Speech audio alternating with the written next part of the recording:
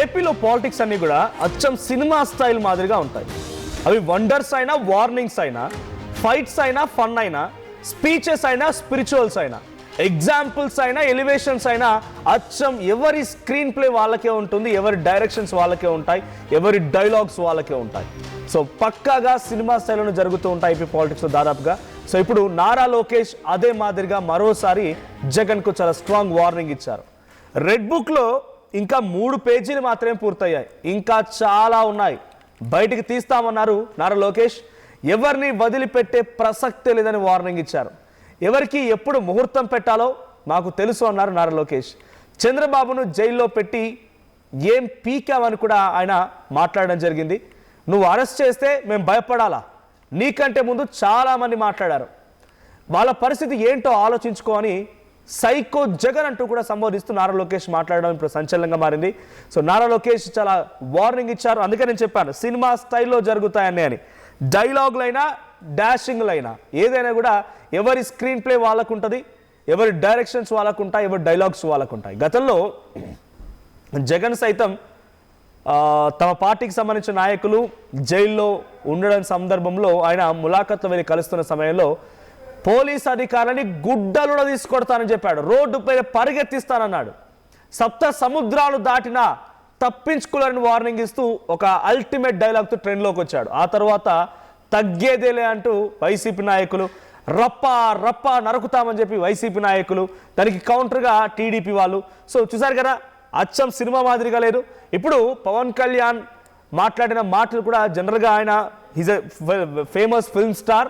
So రాజకీయాల్లో కూడా ఆయన ఇచ్చే వార్నింగ్లు కూడా అదే మాదిరిగా ఉంటూ ఉంటాయి. ఇప్పుడు నారా లోకేష్ డైరెక్ట్గా జగన్ టార్గెట్ చేస్తూ సైకో జగన్ అనడం, ఆ తర్వాత 3 పేజీలే మిగిలాయి, 3 పేజీలే పూర్తయ్యాయి, ఇంకా చాలా ఉన్నాయి, అన్నీ బయటికి తీస్తా, ఎవరిని వదిలిపెట్టే ప్రసక్తే లేదు.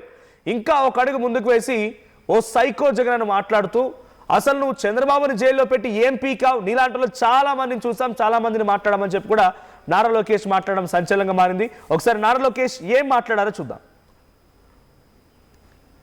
రైట్, అంతకంటే ముందు రైట్, రెడ్ బుక్లో ఉన్న వాళ్ళకు సంబంధించి ఇంకా 3 పేజీలే పూర్తయ్యేటువంటి మాటతోనే మాజీ మంత్రులు జోగి రమేష్ కానివ్వండి వైసీపీలో, ఆ తర్వాత కొడాలి నాని, వంశీ, పిన్నెల్లి రామకృష్ణ, తర్వాత కాకాని, వీళ్ళందరూ, తర్వాత ఇక్కడ ఎవరు పోసాని కృష్ణమురళి, ఒకరా ఇద్దరా, 10ల సంఖ్యలో ఒకరి తర్వాత ఒకరు పోసాని కృష్ణమురళికే డైరెక్ట్గా జైళ్ళకు సంబంధించి ఆయన యాత్ర చేస్తున్నాడు అనిపించింది. ఒక జైలు నుంచి ఇంకో జైలుకి, ఇంకో జైలు నుంచి ఇంకో జైలుకి, ఆ తర్వాత ఇట్లా మార్చడం మనం చూస్తూనే ఉన్నాం.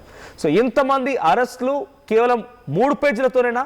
ఇంకా అసలు పేజీలకు లెక్క వస్తే ఎంతమంది అరెస్ట్ ఉంటుందో కొంత ఆసక్తి రేపుతోంది. సో ప్రజెంట్ నారా లోకేష్ మాట్లాడిన మాట్లాంటో చూద్దాం. కానీ రాష్ట్రంలో కూడా ఒక సైకో ఉన్నాడు. ఎంత మంచి సినిమా అయినా ఒక చిన్న విలన్ ఉంటాడు. రాష్ట్రానికి ఒక సైకో ఉన్నాడు. నిన్న మొన్న మాట్లాడుతున్నాడు, అరెస్ట్ చేస్తాడంట. అరే 53 రోజుల్లో నువ్వు మా నాయకుడిని అరెస్ట్ చేసి ఇదే రాజమండ్రి జైల్లో బంధించి ఏం పీకావయ్యా? ఏం పీకావు? నువ్వు అరెస్ట్ చేస్తే మేము భయపడాలా? ఇట్లా నీ ముందర చాలామంది పెద్ద పెద్ద మాటలు మాట్లాడారు. వాళ్ళందరి పరిస్థితి ఏమైందని ఒక్కసారి ఆ సైకోని ఆలోచించమని నేను అంటున్నా. అంతేగాని ఈ మధ్యన చూస్తున్నా రప్పరప్ప అంటే ఏంటి రప్పరప్ప? 2 రప్పరప్ప మేము మిగుతాం. ఎర్ర బుక్లో 3 పేజీలనే, ఇంకొన్నాయి చాలా పేజీలు. ఎవరికి ఎప్పుడు ముహూర్తం పెట్టాలో నాకు తెలుసురా భయ్. ఎందుకో ఆవేశం, ఎగిరెగిరి వస్తున్నారు. ఏం కంగారు లేదు. చట్టాన్ని కానీ మీరు ఉల్లంఘిస్తే నేను ఎవరిని వదిలిపెట్టాను, ఈ కూటమి ప్రభుత్వం వదిలిపెట్టాను, ఎవరైనా. That is the power of red book. అందుకే నేను రాసుకున్నా, అందుకే నేను పెట్టుకున్నా. నేను ఎవరిని వదిలిపెట్టాను. ఇక్కడున్న కార్యకర్తలందరం మనం చేయాల్సిన పనులు మనం చేయాలి, అది మనం మర్చిపోకూడదు. రైట్, తమ పార్టీ కార్యకర్తలు నాయకులతో మాట్లాడుతున్నటువంటి మాటల్లో సైకో ఉన్నాడు. ఏ సినిమా అయినా సరే, ఎంత పెద్ద సినిమా అయినా సరే విలన్ ఉంటాడు. విలన్ మన రాష్ట్రంలో ఒక సైకో ఉన్నాడు. మా నాయకుడిని అరెస్ట్ చేసి 53 రోజులు జైల్లో పెట్టి ఏం పీకావయ్యా అని మాట్లాడుతున్నా సడన్గా ఒక్కసారిగా ఆయన సైకో అనడం, ఏం పీకావని మాట్లాడడం, ఆ తర్వాత రెడ్ బుక్లో 3 పేజీలు అయిపోయి ఇంకా చాలా మిగిలే ఉంది. ఎవరికి ఎప్పుడు ఎలా ముహూర్తం పెట్టాలో మాకు తెలుసు. ఎవరిని వదిలిపెట్టాం. చట్టాన్ని ఉల్లంఘిస్తే తప్పకుండా మీ పని పడతామని నారా లోకేష్ స్ట్రాంగ్గా వార్నింగ్ ఇవ్వడం జరిగింది. మా ప్రతినిధి ప్రకాష్ ఉన్నారు. ప్రకాష్, సో నారా లోకేష్ దాదాపుగా ఒక బిగ్ అగ్రెసివ్ వార్నింగ్ ఇచ్చారు జగన్ టార్గెట్ చేస్తూ. సైకో అన్నారు. తర్వాత నీకన్నా ముందు చాలా మంది వచ్చారు, వాళ్ళు ఏమైపోయారు ఇప్పుడు అర్థం చేసుకోండి అని చెప్పి చాలా స్ట్రాంగ్గా వార్నింగ్ ఇచ్చారు. సో రప్పా మీరు కాదు, రప్పా మేము కూడా వేస్తామని చెప్పి నారా లోకేష్ అంటూ ఉన్నారు. సో ఏంటి నారా లోకేష్ చాలా అగ్రెసివ్గా జగన్ ఉద్దేశించి చాలా స్ట్రాంగ్ వార్నింగ్ ఇచ్చారు. దీనిపైన వైసీపీ ఎలా రియాక్ట్ అయ్యే అవకాశం ఉంది? మనోజ్, ఏదైతే మంత్రి ఎవరైతే ఉన్నారో మంత్రి విద్యాశాఖ మంత్రి అలాగే టీడీపీ జాతీయ ప్రధాన కార్యదర్శి నారా లోకేష్ అయితే నిన్న రాజమండ్రిలో పర్యటించారు. పర్యటనలో అయితే ఆయన కూటమి ప్రభుత్వం ఏర్పడిన తర్వాత ఆయన మంత్రిగా బాధ్యతలు చేపట్టిన తర్వాత మొట్టమొదటిసారిగా రాజమహేంద్రవరం అయితే రావడం జరిగింది. వచ్చిన నేపథ్యంలోనే ఆయన ఈ యొక్క ఏదైతే ఆర్ట్స్ కాలేజీలో పలు అభివృద్ధి కార్యక్రమాలు భవనాలు ప్రారంభించారు. అలాగే విద్యార్థులతో ముఖాముఖి అనంతరం కూడా నన్నయ్య యూనివర్సిటీ కూడా చేరుకుని అనంతరం మధ్యాహ్నం కూడా కార్యకర్తలతో అలాగే ముఖ్యమైనటువంటి కార్యకర్తలు సమీక్ష సమావేశం నిర్వహించి ఇటువంటి ఘాటైన వ్యాఖ్యలు అయితే చేశారని చెప్పాలి. ఎందుకంటే రాజమహేంద్రవరంలోనే నారా లోకేష్ ఇక్కడ ఏదైతే చంద్రబాబు 53 రోజుల పాటు జైల్లో ఉన్నటువంటి పరిస్థితులను ఒక్కసారి గుర్తు తెచ్చుకుంటూ కార్యకర్తలతో ఆయన అనుభవాన్ని పంచుకుంటూ కూడా కార్యకర్తలలో జోష్ నింపేందుకు అలాగే వైసీపీ అయితే ఘాటైన కౌంటర్ ఇచ్చినటువంటి పరిస్థితి మనం చూసాం. ప్రధానంగా ఏదైతే టీడీపీని భూస్థాపన చేద్దామని కొందరు చూశారంటూ కూడా ఆయన వ్యాఖ్యలు చేయడమే కాకుండా చట్టాన్ని ఉల్లంఘించిన వారిపై ఎవరిని కూడా వదిలిపెట్టడం, ముఖ్యంగా ఏదైతే రెడ్ బుక్ అని మనం ఎన్నాలించాలంటున్నటువంటి దానిలో కేవలం 3 పేజీలు మాత్రమే అయ్యాయి.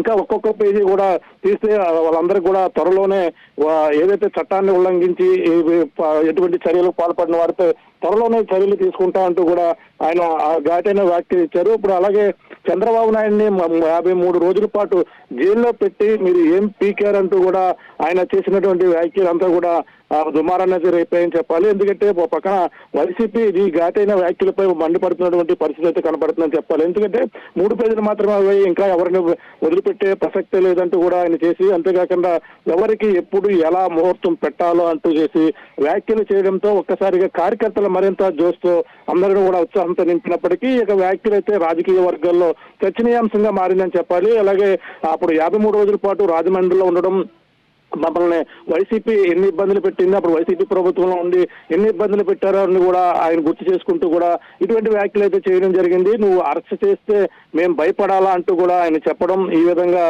నీకంటే ముందు చాలా మంది మాట్లాడారు, వాళ్ళ పరిస్థితి ఏంటో ఆలోచించు అంటూ సైకో జగన్ అంటూ కూడా మాట్లాడినటువంటి మాటల్లో అయితే మొత్తం నిన్న మా కార్యకర్తలు పక్కన జోష్ నింపినప్పటికీ ఇప్పుడు ప్రస్తుతం చేసినటువంటి వ్యాఖ్యలు అయితే చర్చనీయాంశంగా మారాయని చెప్పాలి. ఎందుకంటే గతంలో చూసాం చంద్రబాబు జైల్లో ఉన్నప్పుడే రాజమండ్రిలో ఉండడం, రాజమండ్రిలో అక్కడ ఉన్నటువంటి టీడీపీ శ్రేణులతో పాటు అక్కడే అక్కడ ఒక ఇల్లు కూడా అద్దెకి తీసుకోవడం, అక్కడే 53 రోజుల పాటు కూడా నారా లోకేష్ తమ కుటుంబ సభ్యులతో కూడా ఇక్కడ ఉన్నటువంటి కార్యకర్తలతో ఆయన మొత్తం అందరితో కూడా ఇంటరాక్ట్ అయినటువంటి పరిస్థితి అప్పట్లో.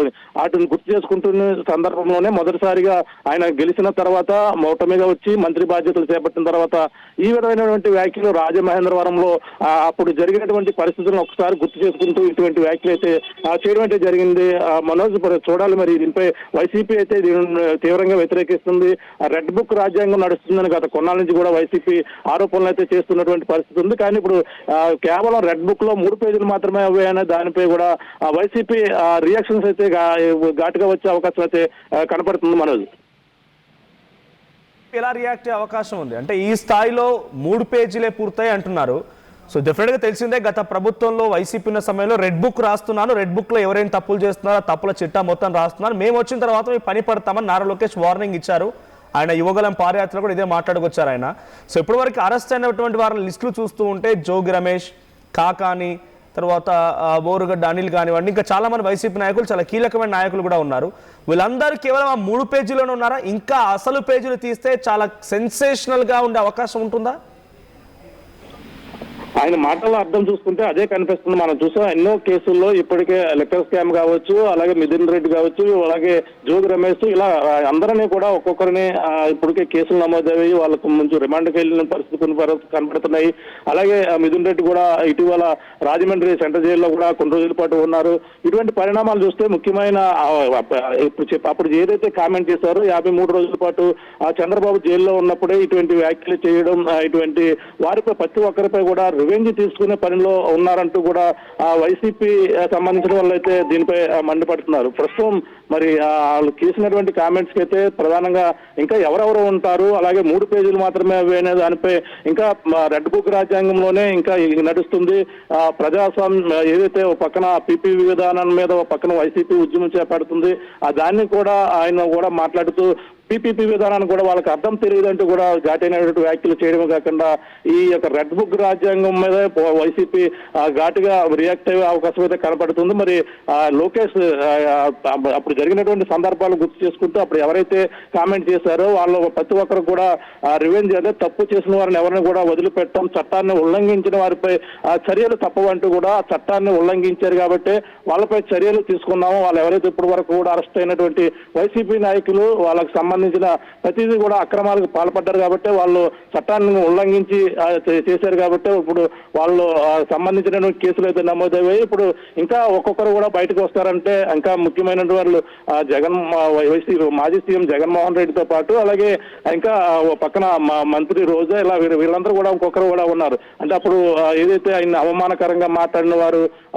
సభలో అవమానించారని కూడా గత కొండరా నుంచి కూడా, అలాగే తన తల్లిని కూడా ఈ విధంగా అవమానించారని కూడా నిన్న రాజమండ్రిలో విద్యార్థులతో ముఖాముఖి సమయంలో కూడా ఒక సందర్భాన్ని ఉద్దేశించి కూడా ఆయన అయితే మాట్లాడినటువంటి పరిస్థితి ఉంది. ఈ విధంగా క్రమశిక్షణతో ఉన్నటువంటి పార్టీ టీడీపీ, అటువంటి టీడీపీ పార్టీని భూస్థాపితం చేయాలని, చంద్రబాబు నాయుడిని అన్యాయంగా 53 రోజుల పాటు జైల్లో పెట్టారని, ఇటువంటి కక్షపూరితంగా చేశారు కాబట్టి వాళ్ళు తప్పు చేశారు, తప్పు చేసిన వారికి శిక్ష తప్పదు. 3 పేజీలు మాత్రమే ఇంకా బుక్ ఇంకా అవ్వలేదు, కంప్లీట్ కాలేదు. వాళ్ళలో మరి ముఖ్యమైన పేర్లే ఉండే అవకాశం అయితే కనబడుతుంది. మరి చూడాలి, ఒక్కొక్క స్కామ్ ఇంకా బయటకు తీసిన ఆ స్కామ్ లో ఒక్కొక్కరు కూడా బయటకు పడతారు, ఒక్కొక్కరి యొక్క బండారం బయటపడుతుందనే ఆయన అర్థం వచ్చేలాగా మాట్లాడారు. మరి త్వరలో మరి ఇంకా ఆయన రెడ్ బుక్ సంబంధించిన ఎఫెక్ట్ ఏ విధంగా ఉండబోతుందని కూడా దీనిపై ఆయన మాట్లాడిన మాటలు చూస్తుంటేనే సీరియస్ గానే ఉండే అవకాశం అయితే కనపడుతుంది. మరి ఎవరు ఉండాలి, అందులో ముఖ్యమైనటువంటి టార్గెట్ ఎవరు ఉంటారు, ఇంకా దానికి సంబంధించిన ఎటువంటి స్కామ్లో బయటపడతారు అనేది కూడా వేచి చూడవలసిన పరిస్థితి. వైసీపీ అయితే ఘాటుగానే రియాక్ట్ అయ్యి ఈ రోజు నుంచి అయితే రియాక్షన్స్ వచ్చే అవకాశం అయితే ఈ 3 పేజీలు మాత్రమే దానిపై ఈ రోజు వైసీపీ నుంచి అయితే తీవ్ర కామెంట్స్ అయితే వినబడుతున్నాయి. చెప్పాలి Manoj. Right, thank you Prakash. So మొత్తంగా నారా లోకేష్ చాలా అగ్రెసివ్గా వార్నింగ్ ఇచ్చారు. 3 పేజీలు మాత్రమే పూర్తయ్యాయి. రెడ్ బుక్ రాసుకుందే అందుకు. రెడ్ బుక్ ద్వారా ఇంకా చాలా పేజీలున్నాయి, అందరు లెక్కలు తేలుస్తామని మాట్లాడుకొచ్చారు. సైకో జగన్, నువ్వు గతంలో 53 రోజుల పాటుగా మా నాయకుడిని రాజమండ్రి ఇక్కడే జైల్లో పెడితే ఏం పీకావంటూ కూడా నారా లోకేష్ మాట్లాడడం మనం చూస్తున్నాం. సో త్వరలోనే చాలా పేజీలు ఉన్నాయి, ఇంకా అవన్నీ బయటికి తీస్తాం, అందరు లెక్కలు తేలుస్తాం. డెఫినెట్గా ఒక స్థాయిలో ఉండబోతోంది మిగిలిన పేజీల్లో అని చెప్పి ఒక ఆశాభావం అయితే టీడీపీ నాయకులు ఎక్స్పెక్ట్ చేస్తున్నారు. సో ఇప్పటికే 3 పేజీల్లోనే మాజీ మంత్రి అయినటువంటి జోగి రమేష్ కానివ్వండి, లేకపోతే కాకాని, తర్వాత పోసాని కృష్ణమురళి, పిన్నెల్లి రామకృష్ణారెడ్డి, ఆ తర్వాత కొంతమంది ఎంపీలు, ఇటీవల కాలంలో ఒక రాజ్యసభ సభ్యుడు కూడా సో అటు లిక్కర్కి సంబంధించిన విషయంలో లిక్కర్ స్కామ్లో పాల్పడ్డాడని చెప్పి పెద్దిరెడ్డి కుమారుని కూడా అరెస్ట్ చేయడం మనం చూసాం. సో అందరూ కూడా వరుసగా జైల్లోకి వెళ్ళడాలు, జైలుకి వెళ్ళి జగన్ పరామర్శించడాలు, వారి ములాఖాత్లో వేయడం చూస్తున్నాం. మరి నిజంగానే నారా లోకేష్ ఈ స్థాయిలో తన మాటల్ని వెలుగక్కుతున్నాడు, తనకు అగ్రెసివ్నెస్ చూపిస్తున్నాడు అంటే త్వరలోనే ఇంకొన్ని పేజీలు తీసి ఇంకెవరెవరిని అదుపులోకి తీసుకోబోతున్నారు, ఎవరిపై ఎటువంటి చర్యలు ఉంటాయో చూడాల్సిన అవసరం అయితే ఉంది. ఒకసారి నారా లోకేష్ మాటల్ని మళ్ళీ విందాం. అచ్చం సినిమా స్థాయిలో జరిగేటువంటి ఏపీ పాలిటిక్స్ పైన మీ రియాక్షన్ ఏంటి, కామెంట్ చేయండి. ఎవరికి ఎప్పుడు ముహూర్తం పెట్టాలో నాకు తెలుసురా భయ్. ఎందుకో ఆవేశం, ఎగిరెగిరి వస్తున్నారు. ఏం కంగారు లేదు. చట్టాన్ని కానీ మీరు ఉల్లంఘిస్తే నేను ఎవరిని వదిలిపెట్టాను, ఈ కూటమి ప్రభుత్వం వదిలిపెట్టాను, ఎవరైనా. That is the power of red book. అందుకే నేను రాసుకున్నా, అందుకే నేను పెట్టుకున్నా. నేను ఎవరిని వదిలిపెట్టాను. ఇక్కడున్న కార్యకర్తలందరం మనం చేయాల్సిన పనులు మనం చేయాలి, అది మనం మర్చిపోకూడదు. కానీ రాష్ట్రంలో కూడా ఒక సైకో ఉన్నాడు.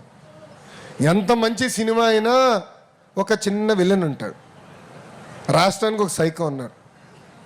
నిన్న మొన్న మాట్లాడుతున్నాడు, అరెస్ట్ చేస్తాడంట. అరే 53 రోజుల్లో నువ్వు మా నాయకుడిని అరెస్ట్ చేసి ఇదే రాజమండ్రి జైల్లో బంధించి ఏం పీకావయ్యా? ఏం పీకావు? నువ్వు అరెస్ట్ చేస్తే మేము భయపడాలా? నేడు పుట్టినరోజు జరుపుకుంటున్న వైసీపీ రాష్ట్ర అధికార ప్రతినిధి శ్రీ రాచమల్లు శివప్రసాద్ రెడ్డి గారికి మరియు రేపు జన్మదినం జరుపుకోబోయే మాజీ సీఎం జగన్మోహన్ రెడ్డి గారికి పుట్టినరోజు శుభాకాంక్షలు. ఇట్లు కనపర్తి అవినాష్ రెడ్డి, వైసీపీ నేత, చౌటుపల్లి, పొద్దుటూరు.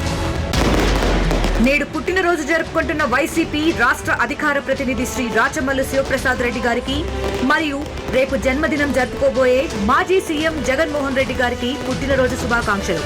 ఇట్లు ద్వార్సల గురునాథ్ రెడ్డి, వైసీపీ యువజన విభాగ అధ్యక్షుడు, పొద్దుటూరు.